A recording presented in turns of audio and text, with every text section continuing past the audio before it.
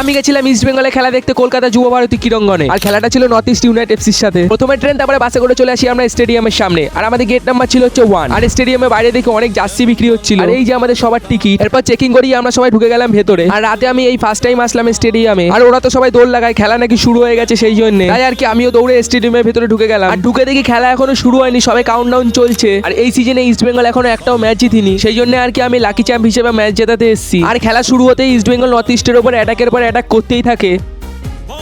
আরে ভাই, এখানে দাদাগিরি চলছে না, ফুটবল চলছে। এরপর ইস্ট বেঙ্গল একটা গোল দেয়, ব্যাস তারপরেই শুরু হয়ে গেল স্ট্যান্ডে ধামাল।